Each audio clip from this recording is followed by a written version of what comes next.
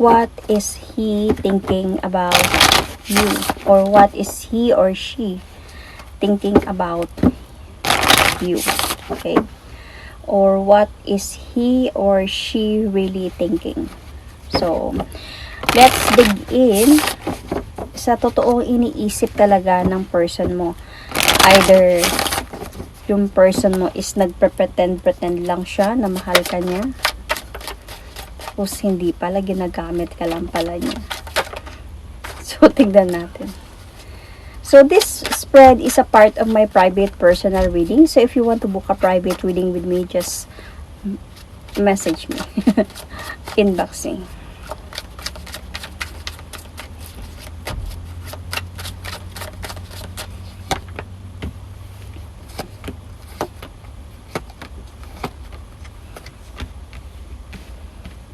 Okay.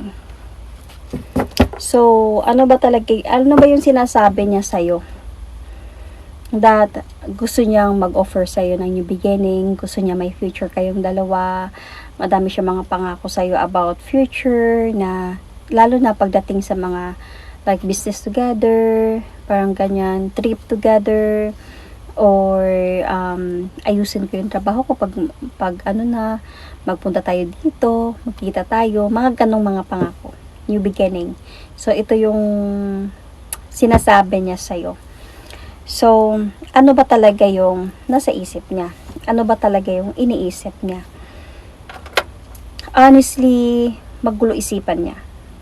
Tignan natin ngayon kung bakit. Kasi parang itong person na to is waiting for someone to message him or her.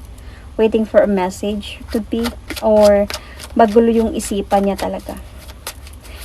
So, siguro ganito. Wait lang, clarify muna natin to. So, parang may nagets ako dito eh.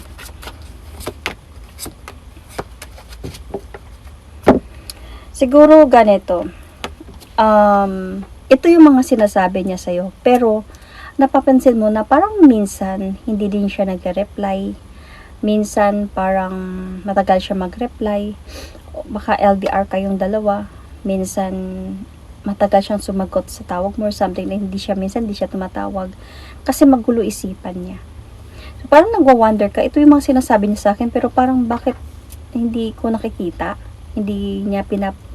walang improvement, ganyan, walang progress yung relationship namin. Kasi nga, magulo isipan niya. So, parang itong sinasabi niya sa'yo is way niya para lang for you to stay. Siguro, may comfort, nandyan ka para sa kanya. Kasi, honestly, itong person na to really want to have some changes. And parang meron siyang gustong balikan. Parang may problema siya. Mabigat yung problema niya. And minsan nga parang napapagod na siya sa mga problema niya talaga. So parang ang pagharap ka niya, parang sobrang positive niya na tao. Like walang weakness sa kanya or something. But then sa totoo lang, itong person na to is like down in a way. Ang bigat ng problema ang pinagdadaanan ng person na to. And hindi niya alam even kung anong desisyon ang gagawin niya dito. Gusto niya talaga ng new beginning ng buhay niya. Gusto niya yung parang may makikita siyang maganda sa life niya, but then gusto niya talaga ng great changes sa buhay niya. But then as a point na ang gulo-gulo na isipan niya, ito din, pwede din kasi na ito yung sinasabi niya sa'yo na may possibility of like future, new beginning. Pwedeng ganun, pero hindi niya lang pinapakita sa'yo yung totoong problema niya. Pwedeng ikaw umaasa ka na, ay maganda yung magiging future namin nito, yung business, maganyan, yung mga ganyan. Pero, siya pala is like nahihirapan din siya. Though he wanted that, or she wanted that. Gusto niya yan. Pero hindi niya nakukuha pa yan. Kumbaga, wala pa siya sa level na yan na para masabi niya sa'yo. Kumbaga, sabihin natin na, pag makaipon ako or pag isang araw punta tayo ng ganito, pasyal tayo dito, magkita tayo or makipagkita ako sa iyo, mga ganung mga bagay, pag business tayo. Ito yung mga sinasabi niya sa iyo, and syempre makakaramdam ka din ng hope and excitement in a way, but hindi mo alam na siya pala is malaki yung problema niya, mabigat yung problema niya, ng pinagdadaanan niya na hindi niya even alam kung paano niya umpisahan yung mga sinasabi niya sa'yo magaganda. So, yun, yung totoong iniisip niya, magulo isipan niya. Sobrang nai-stress na siya sa mga problema niya. So, pwedeng problema siya sa pera, sa trabaho, and hindi niya lang sinasabi sa'yo. So, ano ba talaga yung feeling niya? Alam mo yung feeling niya na parang gusto niya nang i-cut off lahat. Yun yung nararamdaman niya. Parang gusto niya na mag-retired ba? Mag-resign ba? Or gusto niya na to cut off the cycle na parang ganun. Parang kasi hindi niya, ang feeling ko kasi dito, kasi hindi niya, alam niya hindi niya din matupad yung mga pangako niya sa'yo. Kasi parang as a point siya ng pretending. Kasi kung malalaman, parang feeling niya lang pag malalaman mo yung katotohanan about this person, na ma-judge mo siya. So parang yun yung fear niya dito. Pero yung pinapakita niya sa'yo na, kaya okay lang, kaya ko, parang ganyan. Meron ako, may pera ako. Kaya kanyang dalhin sa date or something ganyan. So, ito yung pinapakita niya talaga sa'yo eh. Pero sa totoo lang, ito talaga yung ano niya, parang gusto niya na talaga ng, may something na gusto niyang i-end. I think it's not about cheating. I think this person is not cheating on you, but then, may problema siya sa kanyang career or finances, ganyan. Sa life niya, sa estado ng buhay niya, na hindi niya lang sinasabi sa'yo. Kasi natatakot siguro siyang ma-judge siya. So, kasi this is, his reaction and behavior towards you is something happy siya. Something that, I can give you the victory of life. You see, as I said earlier, di ba? Ano yung sinasabi niya sa'yo? It's more happiness. It's more victory. It's more hope for you na may maho-hope ka sa future ninyong dalawa. But you never know pala yung ano talaga dito na nagkaroon ng impact is this person is madami siyang iniisip. Might be you need to check your person kung naka-resonate kayo dito. Check your person, kumusta? Lalo na ngayon, Valentine's Day, diba? Kumusta ba sila? Baka akala nyo, naglilibre-libre lang sila sa'yo, kumain sa labas, yung pala, may problema na sila sa money. May problema na sila sa finances. So, hindi naman kung nasa point na kayo na tagal na kayo, may mga pinagdaanan na kayo, I think it's also okay na kung meron ka naman malibre sa kanya, bayaran mo na lang. Baka may problema siya, hindi niya lang. Baka siya yung tao na ayaw niya na yung kinakaawaan siya. So, ayaw niya din na ma-judge siya. So, honestly, itong person kasi na to, ito yung naka-influence sa kanya eh. Parang,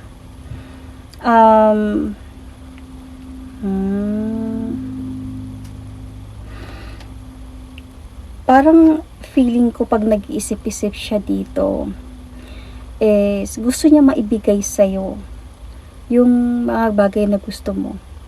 So, I think rare lang to na reading na to. First is just for few people. Gusto niya talaga mag-offer sa'yo na new beginning. Yung parang mag-progress yung mag-progress yung relationship ninyo na through giving. Siya yung tao na mapagbigay talaga. Lalo na pagdating sa'yo. Ayaw niya yung parang nalulungkot ka dahil hindi ka nabigyan. Ayaw niya yung parang nababadtrip ka dahil hindi ka nabigyan. I don't know kung sa'yo is hindi naman ganun yung feeling mo, pero para sa kanya, ayaw niya yung nalulungkot ka. Na siguro sabihin natin na, alam mo, gusto ko talaga ng mag-business sa'yo ng ganito, gusto ko yung bilhin yung parang ganyan, kaya lang sa kanya ginagawa niya talaga ng paraan to para mabigay ito sa'yo. Kasi ito yung pinapakita niya sa'yo talaga na meron siya. Pero sa totoo lang, nagsisinungaling lang siya sa'yo. Hindi siya nagsisinungaling na nagloloko siya. Nagsisinungaling siya sa'yo na meron siya para lang mabigay sa'yo yung gusto mo. So, pwedeng para to sa mag-asawa, sa mga bago mag-asawa, or sa mga LDR na nasa abroad yung asawa. Okay? So, or mga asawa na nagtatrabaho, hindi lang sa abroad, baka sa iba, like sa barko, or sa iba, ganyan. Kasi ito yung napapansin ko dito, nagsisinungaling siya sa'yo para mabigyan lang yung gusto mo, luho mo ba o ganyan, sa kung ano yung hinihiling mo, kasi gusto niya mapakita sa'yo na meron siya. Pero ang ano na talaga ng iniisip niya, kumbaga minsan napapansin mo sa kanya na hindi siya nakakausap, minsan napapansin mo sa kanya na parang hindi siya nagre-reply, hindi ka sinasagot kasi masyado siyang nag-iisip. Parang nagkakaroon na sa kanya ng anxiety sa problema niya. Baka may utang siya, hindi niya lang sinasabi sa'yo, tapos binibigyan ka pa niya, ang bigat na ng problema niya, bigat na ng bayaran niya, tapos binibigay niya lang sa'yo. So ayaw niya din siguro magreklamo ka kasi nga 'di ba, ayaw niya yung kinakaawaan siya. So asa point pa din sa kanya na desidido siya na gusto niya makitang masaya ka. Kahit na nagsisinungaling na lang siya. So I think this person was still going to gain his or her strength. Siguro the next 2 to 3 months to tell you everything. To tell you this.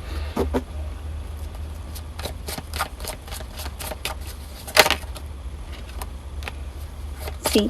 Kasi feeling ko matagal na kayo eh. Feeling ko ganito. Minsan, pag hindi siya nakasagot sa'yo, hindi siya nakasagot sa tawag mo, or minsan, kasi feeling ko, itong relasyon nito, malayo kayo eh, sa isa't isa. Hindi siya nag-chat or hindi siya nag-reply is because magulo isipan niya, madami siyang iniisip, lalo na sa mga problema sa money or sa career niya, sa trabaho niya ba. Pero minsan, inaaway mo siya kasi baka may iba siya, kaya hindi siya nag-reply, kaya hindi siya sumasagot sa tawag mo kasi baka nagloloko siya, but it's not. Malaki yung problema niya. And I think one day in the near future, sasabihin niya din to sa'yo. Sa dami ng pinagdaanan ninyong dalawa, sasabihin niya din to sa'yo. Siguro maglalakas loob din to siya, but hindi siya sure actually, parang hindi siya sure sa pwedeng mga reaction mo, but then, I can see the kindness part of you that you are going to understand this person and you are going to help this person.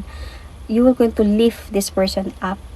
Together kayo kasi magkakaroon kayo dito ng happiness and fulfillment. Kumbaga, siguro natakot siya na hindi ka magiging proud sa kanya. Kung ganito na kabigat ng problema niya o hindi ka magiging proud sa kanya kung ganito lang yung estado ng buhay niya. Mga ganung mga bagay, depende kung saan kayo naka-resonate. Pero I think you will going to be proud of this person. Dahil ginawa niya yung best niya, mabigay lang sa'yo, kahit pa paano yung gusto mo. So, yun. And then, in the next 2 to 3 months, maglalakas loob din to siya sabihin sa'yo ang lahat.